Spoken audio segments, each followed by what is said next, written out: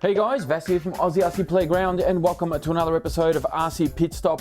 Today we are in the pits with the ARRMA Talion. However, we're not going to be working on the Talion, we're actually going to be working on my Kraton.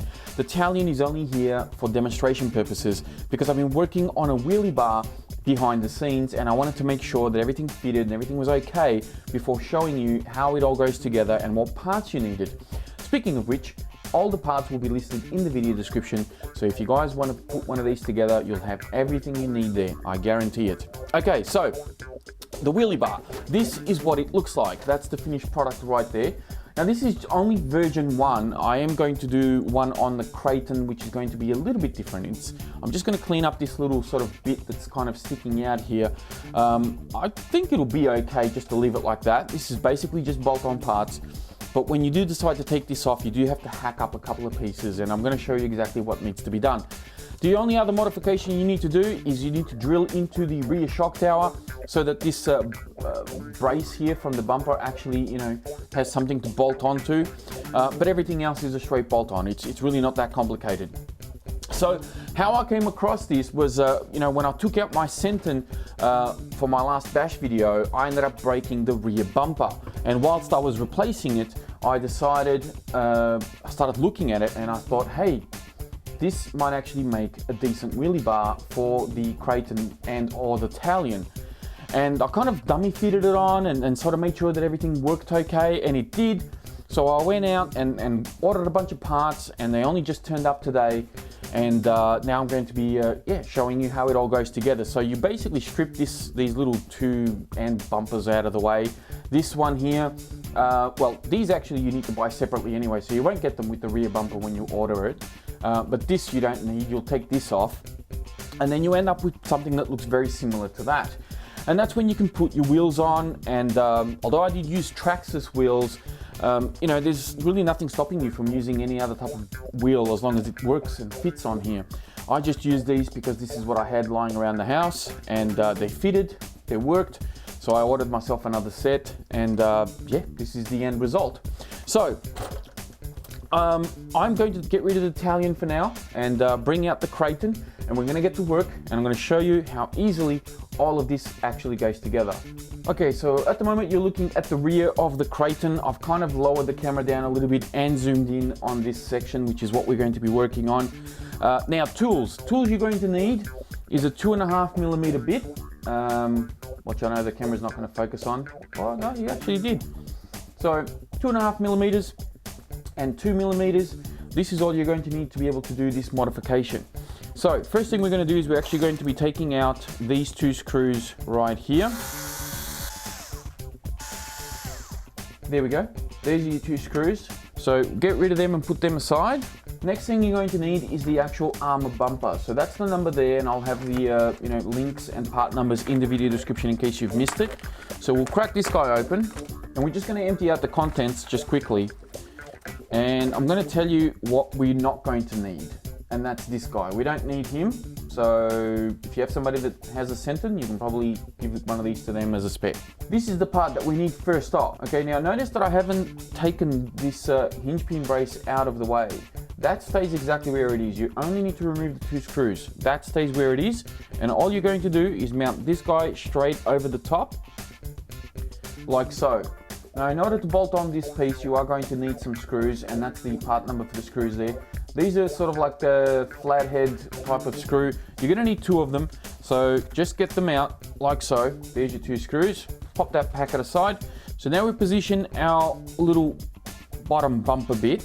We're going to hold that in place just quickly, and we're just going to screw this guy straight in. Okay, so once that's into place, we are ready to go. Now the reason why you need longer screws is obviously because these other ones just aren't going to be long enough to hold the extra bead of plastic that you've just bolted on there. Now the other thing you're not going to need are these. If you see these in the bag, don't worry about them. You can get rid of these guys. And these are the parts you're going to need. You're going to need this guy. Pop him over there. You're going to need these two. And you're going to need these 2 braces as well. So this is all you're going to need out of the bumper. Now what I'm going to do, as you saw in the Talion, my wheel is actually mounted on the bottom here. I'll bring this up close and hopefully the camera will focus in on that. So my wheel's actually mounted on this last hole here, and then I have my brace kind of going diagonally across here. But what I want to do is I actually want to cut this off. So I'm going to very quickly cut these off, and then I'll come back and show you what I'm going to do and how I'm going to brace the wheelie bar so it still stays nice and strong. Alright, so there we go. So that's all done. I've cut off that little piece that was at the front there. This is what it used to look like. That is what it looks like now. So the next stage is going to be to mount this brace onto the rear bumper piece that we've bolted onto the truck already. Now there is only one way that this can go on because although you may not be able to see it, it is in fact tapered a little bit.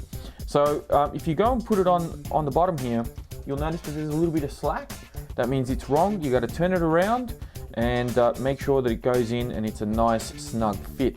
Now, screws that I'm using are going to be a 20mm on the bottom here and a 25mm at the top because there's a little bit more plastic to go through on these top ones, and I'll show you what they are. So the 25mm ones are these guys here, and the 20mm ones are these guys here. All right, again, I will have part numbers for everything in the video description in case you've missed any of this. Okay, so now I'm going to screw this guy in. All right, so now that guy's in place, and you can see that I have a little bit of movement here. It's not, 100%, but that's okay because we do need to move this to move it into position. Now, these guys are going to go on next. So what we're going to do is the 25mm one is going to go through there. And originally, you would have mounted this brace up next. Now, this one is not tapered, so these two are exactly the same size, and you would have put that one there. And then this top bit would have ended up bolting on to that, which is this guy here, would have bolted on like so. But because I've cut this off now, what I've done with this is I've actually taken the little X section off. So you can see the little X bit there, that's gone. And I end up with these two little rods like so. All right, so now I can put one of these in here, and I'm going to screw this on. Make sure you hold on to it tight or use some pliers. Okay, so that's how that's starting to look now. It's looking pretty good. Now this other bit, which would have ended up here somewhere, all right, is now going to go in the middle here. And in here I can use two more of those 20mm screws. You don't really need to use the 25mm. I suppose you can if you want to, but the 20mm should be sufficient to hold on. Okay, so you can see how that's starting to look now. Now this bottom one that you can see is going to hold our wheels. Now the wheels that I got are the Traxxas ones. That is the model number just there. You actually get 4 wheels in the bag, but you only get 2 screws, and these are very important screws, so don't lose these. So we're going to cut this open. I actually wanted to get just the screws because I have, in fact, a couple of spare wheels here at home, but unfortunately I couldn't get just these screws. And you can see just how long these screws actually are, so they'll bite into the plastic quite nicely. Now, one of the other things that I did get, just to avoid any problems, are some washers. This is the part number for the washers. That's them there. You actually get about 10 in a bag, and then what you can do is put one of these washers through here.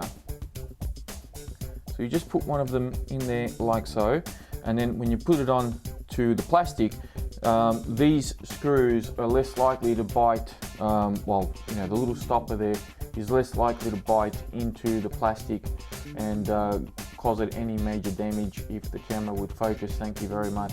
There it is there. Okay, so I'm going to put the washer over the top here. There it is. So it gives it a much sort of larger surface to hold on to, and I've just dropped everything. Now to put these on, this is when you need your 2.5mm little hex. You'll need one of these, and away you go. I don't normally do these too tight.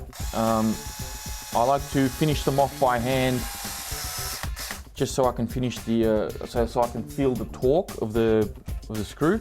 So it probably needs to be tightened up a little bit, but I'll finish them off a little bit later. Okay, so last thing is going to be this piece, and this one needs to mount in here, just like so. So pretty straightforward. And this is the one that actually mounts into the shock tower, the rear shock tower. And this is what's going to give it all the strength. If you don't have this piece, this becomes a very flimsy and kind of bouncy wheelie bar. And yeah, well, you're most likely going to break it when you land on it really hard. So this is a much needed piece. You're going to need this one in here. Slide this guy into position, and you're going to use, you know, your 20mm screws. Pop them in there and screw this bad boy into place. All right, so there we go. Almost finished. Now, the only thing that we're going to need to do here is, of course, mark out on the shock tower where you need to actually drill for this plastic piece, because you do have to put a couple of screws on the other side. Now, when I did the Talion, I did cheat a little bit because I have, you know, a bent shock tower from my Senton. These are the holes that the Senton comes with. I just basically put this over the top of the other shock tower because the bottom section is exactly the same. It's only the top that differs. And I just lined up the screws and drilled it straight through. You can see where the drill bit's gone straight through. You will need something like a 3mm or maybe even 2.5mm drill bit. And you do need to remember that you're going to be drilling through about 4 or 5mm thick aluminium shock tower. So make sure that it's nice and sharp and it's capable and you know, can do the job, otherwise you'll be there forever. Now, of course, marking this out on a black shock tower is no fun.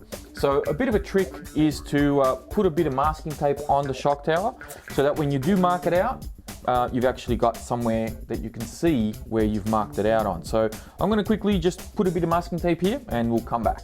Okay, so I got my masking tape in position. Now, just a quick tip as well, if you've been using your RC and everything's a little bit dusty like this one is, just give the shock tower a little bit of a wipe because yeah, masking tape doesn't stick too well to dust. Now, I'm going to be using a very fine point sort of texture. I'm just going to mark out very, use that moved. Make sure you line this up somewhat in position and just make sure that it's sort of parallel, it's not pointing up or downwards. And yeah, just hold it in position, mark it out. And you know, it doesn't have to be an exact science. The idea here is to just make sure that the holes that you drill end up in the right position and you can actually screw this plastic piece into position on the shock tower, just to give it that added strength. I'm pretty happy with that. I'm ready to go. So now a very quick and easy step is to actually remove the very first 2 screws that we've put on, which were these ones down the bottom here. So we need to take these off. So this just slides clean off once you remove those 2 screws, and you can see that I've still got them on there. Just comes clean off, everything is assembled. And there's my markings right there. This is where I need to drill. So obviously I'm going to be aiming for the center. So my center is going to be right there and right there. So that, actually this one probably needs to come out a little bit more. Goes to about there. And that one is about there because this one was a bit close to the the wing mount rather. Okay, so now all I need to do is get my 3mm drill bit. I'm going to drill straight into the shock tower, and then we can put the wheelie bar back into place with the 2 screws on the bottom. Put 2 additional 20mm screws, or even if you want to use 25 you can, but 20mm should be enough to hold these guys in place, and you're good to go.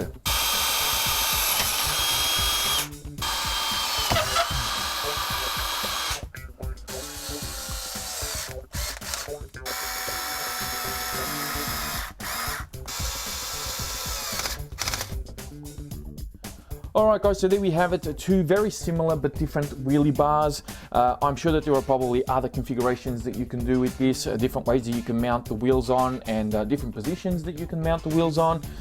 There's even different size wheels that you can probably mount on as well. This is a wheel off one of my RC planes that I was just sort of toying around with on how I was going to mount all of this up. So this is one way of doing it as well. It's a much bigger wheel, of course, and it kind of mounts different ways. So you can also, as you can see, I've sort of mounted this way, but if you want the wheels to be up a little bit higher, instead of mounting these triangular pieces facing down, flip them around and have this triangular piece kind of facing up. And you can probably toy around with that and see if that works as well. I don't see why it wouldn't, but that's something that, you know, I might experiment on my next Kraton or my next Talion. We'll see how we go. But that is it from me, guys. Hopefully this was useful and helpful to you. If it was, please be sure to give the video a like, because I do appreciate them. If you have any questions or comments, please be sure to leave them on in the comment section down below, and I'll do my best to get back to you. Don't forget to check out the video description for more information on all the parts and all the hardware that I've used on these wheelie bars, and of course a link to my Facebook page as well. You can go there and give that a like, and keep you a couple of steps ahead of what goes on here on YouTube. That is it for me, guys. Thank you all very much for watching, and I will catch you next time.